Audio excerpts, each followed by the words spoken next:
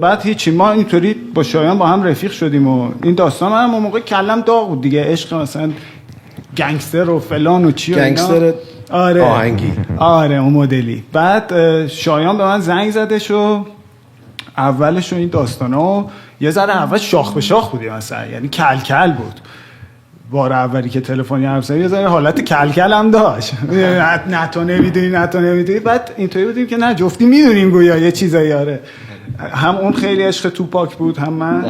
با هم دیگه یه جوری we hit it off، میدونی، با هم دیگه چیز شدیم و این داستانا همدیگه رو دیدیم.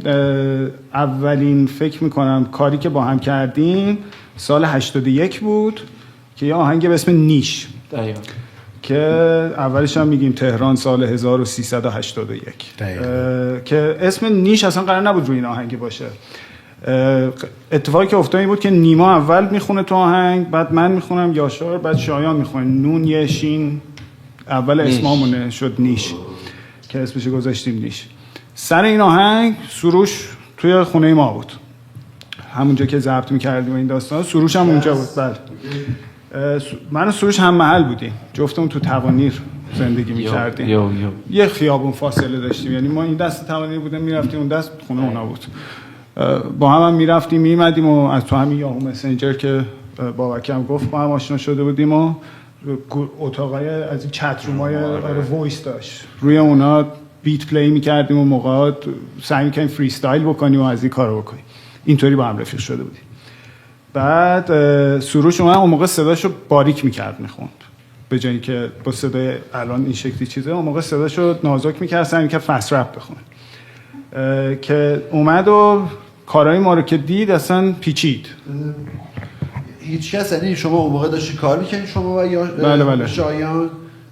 من و نیما و شایان بودیم. آره نیما همون رفیقم که میگم ما بچگی با هم رفیق بودیم، 6-7 سالگی و مثلا قفلی رپ داشتیم. آره خلاصه میگم سروش هم اونجا بوده شو این داستانو دیگه. سطحو که دید یه جورایی پیچید. 021 هم شنید و میگم اونم پیچید به بازی و رفتش و این داستانا، و یعنی قرار بود اونم تو اون ترک باشه کنار ما اصلا. یعنی روی اون بیت اولی که اونجا، چون بیت همون موقع داشتم من میزدم برای اون کارو، جلوی خود بچه‌ها داشتم درستش میکردم.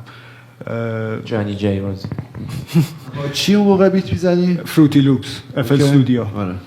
با FL استودیو چیزی اسمش FL استودیو نبود فکر کنم. چرا؟ فروتی لوپس بود اسمش دیگه. کامل بودش، استودیو نیومده بود تاش، فروتی لوپس فقط بودش. که میگم سروش هم اونجا این شکلی در حقیقت شایانو برای بار اول دیدش.